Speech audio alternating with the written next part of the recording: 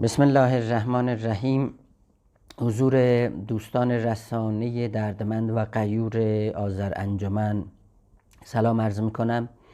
21 نوامبر روز جهانی فلسفه مصادف با 30 آبان در این مرز و بوم به نام فارابی نامگذاری شده. بهانه این شد تا خواسته شما ارباب رسانه رو در انجام یک مصاحبه پیرامون فارابی، این اندیشمند بزرگ جهان اسلام، به چشم سر اجابت کنیم. لذا از نخستین سوال شما آغاز میکنیم که شما درباره فارابی به عنوان فیلسوف جهان اسلام تأملاتی دارید، سخنرانی ها و مقالاتی دارید. بفرمایید فارابی در چه بستر فرهنگی تاریخی در جهان اسلام ظهور کرد؟ همینطور هست. من مدتی است که چندین سال است که درباره اندیشه های این فیلسوف اندیشمند جهان ترکی اسلامی تأمل می کنم، مقالاتی می نویسم، سخنرانی هایی می کنم و اخیراً هم در سمپوزیوم بین المللی سران کشورهای ترک راجع به فارابی در ترکیه سخنرانی داشتم. علی ای حال، فارابی در بستر فرهنگ ترکی پرورش پیدا میکنه. ایشان در سال 870 میلادی یا 259 هجری قمری در فاراب خراسان قدیم که شهری ترکی بوده و اینک شهری در قزاقستان هست متولد میشه و در سال 339 هجری قمری 959 میلادی در سن 80 سالگی رخ در نقاب خاک میکشه. فاراب اون موقع شهری ترکنشین بوده و فارابی منتسب به آن شهر بوده. در یک خانواده‌ای با آداب و سنن و عرفهای ترکی و فرهنگ ترکی پرورش پیدا میکنه. به دربار سامانیان، از اونجا به دربار خلیفه عباسی مقتدر بالله در بغداد راه پیدا میکنه و از اونجا به دمشق دربار همدانیان میره. با سیف الدوله ارتباط خاصی داشته. سیف الدوله همدانی از فارابی حمایت ها میکنه. در دربار همدانیان فارابی با متنبی شاعر بزرگ جهان عرب دیدار میکنه. اون تأثیرات لازم رو در انتقال مفکوره ترک و حکمت جهان ترک در او میذاره. متنبی هم شاعر بزرگ جهان عرب بود، واسطة العقد و واسطة الانتقال حکمت ترکی به جهان عرب بود. همون متنبی که مولانا دور از چشم شمس الدین تبریزی دیوان اون رو میخواند که نهایتاً دیوانش رو به اسرار شمس کنار میذاره. همون شخصی که سعدی شیرازی به وفور و فراوانی از دیوان متنبی اقتباساتی اخذ نموده بدون اینکه نامی از این بزرگ رو بر زبان آورده باشه. ابن خلکان در کتاب وفیات الاعیانش میگه ابو نصر محمد ابن ترخان ازلق الفارابی الترکی الحکیم المشهور صاحب التصانیف فی المنطق و الموسیقى و غیرهما من العلم کان رجلا ترکیا ولدت فی بلدت فاراب و نشأ بها. ابو نصر محمد ابن ترخان ازلق فارابی، ترک حکیم مشهور و صاحب تصنیف‌های زیاد در منطق و موسیقی و دیگر علوم، مردی بود ترک که در شهر فاراب زاده میشه و در اونجا پرورش پیدا میکنه. در هر حال فارابی لباس ترکی میپوشیده، کلاه ترکی میذاشته. یاقوت حموی در معجم البلدان، خانساری در روضات الجنات فارابی رو ترک دانسته. کسی از تاریخ نویسان نامدار در ترک بودن فارابی کوچکترین شک و شبهه‌ای نداشته، در حالی که پاره‌ای از عالمان مغرض و مورخان غرض‌ورز فارابی رو فارس و اهل الفرس دونستند و در این تصویر جهد بی توفیق و رنج روزافزون بردند. باید این نکته اضافه که شخصیت‌های بزرگ و وزین بشری متعلق به همه جامعه جهانی هستند. خلاصه سخن این که فارابی منظومه فکریش ملهم از مفکوره ترکان بوده و بزرگترین فیلسوف جهان اسلام به شمار میاد. یعنی هم فضل تقدم دارد، یعنی پیشتر از همه فیلسوفان عالم اسلام است، هم تقدم فضل دارد، یعنی بنیانگذار یک مکتب فلسفی کامل است، آنچنان که ابوالفرج اصفهانی کتاب الاغانی خودش رو به وی تقدیم میکنه. الکندی در اندلس هرچند معاصر و مقارن با فارابی است، با آن همه شهرتش نمیتونه واضع یک مکتب بشه و به مرتبت حکیم فاراب برسه. لذا خطا نمی کنیم اگر بگیم نقشی که افلاطون در غرب بازی میکنه همون نقش رو فارابی در شرق بازی میکنه. فارابی استاد ابن سینا بود، ابن رشد از وی تأثیر میپذیره. اگر ارسطو معلم اول بوده، فارابی معلم ثانی است. زندگی فردیش هم به سان زندگی علمیش خیلی آراسته و پیراسته بوده. ایشان خیلی آدم زاهد و قانعی بود، به دنیا وقی و ارجینه نهاده، باغی داشته در اونجا بیل میزده، امرار معاش میکرده، شبها در چراغ گزمه ها به مطالعه میپرداخته، آدم مصرفی نبوده. خلاصه سخن این که در دولت عقل چون شاهان، در دولت معیشت یومیه چون فقیران زندگی میکرده. در تاریخ فلسفه اومده است که از همسر سقراط پرسیدن سقراط چه کرد؟ گفتن که همسرش گفت سقراط برای جامعه یونان فخر، برای خانواده خود فقر آورد. فارابی هم تقریبا مثل سقراط بود. آثار فارابی از گزند تحریفات و جعلیات زنادقه، دهریون، مزدکیون شوبیه در امان مانده. اصل آثار فارابی خود بانی فلسفه ملی ترکی اسلامی است. انتساب فارابی به یونان و نوافلاطونیان از تحریفات مکتب شوبیه است.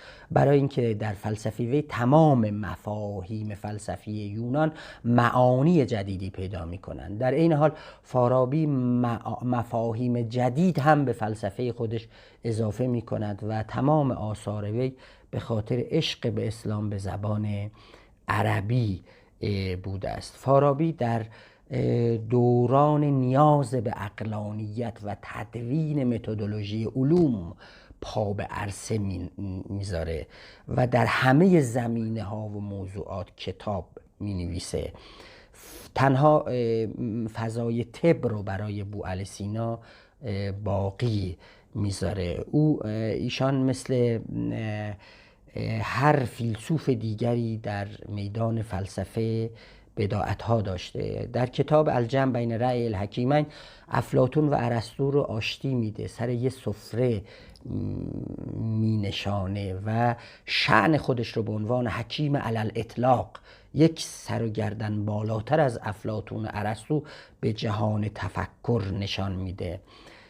فارابی نخستین عالم یک اندیشمند و عالم ترک در تدوین دایره المعارف جهان اسلام است. فارابی کلام و فقه رو به منزله علوم وارد دایره المعارف میکنه. متدولوژی فارابی در احصاء العلوم مورد تبعیت لغت شناسان بزرگ جهان ترک مثل کاشغری در جمع دیوان اللغات میگرده. گفتیم که مفاهیم تصور و تصدیق رو در منطق ایشان ابداع میکنه. اصطلاحات قدیم و حادث رو کنار میذاره، به جاش واجب و ممکن رو در فلسفه استفاده میکنه.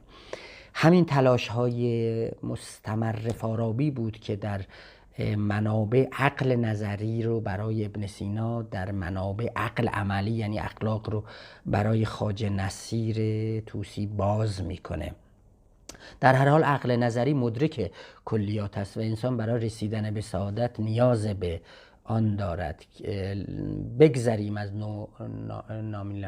نامینالیست هایی که الان در فلسفه منکر کلیات هستند. در هر حال به جرأت میتوان گفت که در جهان اسلام هیچ فلسفه سیاسی وجود ندارد که تفکری وجود ندارد که از فارابی متأثر نباشه و نشانی و علامتی از فارابی رو ما اونجا ندیده باشیم. فلسفه فارابی یک فلسفه سیاسی است، سیاست مدن است، استوار شده یعنی برگرفته شده از 4 کتاب وی: آراء اهل المدینه الفاضله، کتاب السیاسه، سیاسات المدنیه و کتاب المله.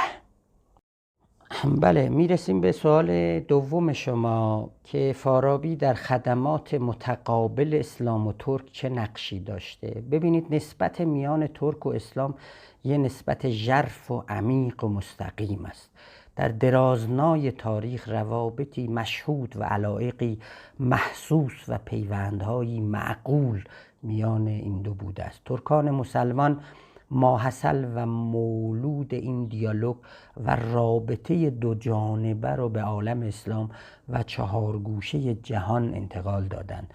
ترکان در اقصا نقاط عالم شناخته شده آن روز، یعنی آذربایجان و خراسان و قفقاز و ترکستان شرقی و چین و ماچین و مرز هند و آسیای میانه و آنادولی و بالکان و کنارهای خزر و بالکان و شامات و عراق عجم و شمال افریقا و اروپای شرقی، به تعبیر دقیقتر از دیوار چین تا وین، سکونت و حاکمیت داشتند. نسبت و رابطه آنان با سایر ملل بر اساس دیالوگ و گفتمان بوده.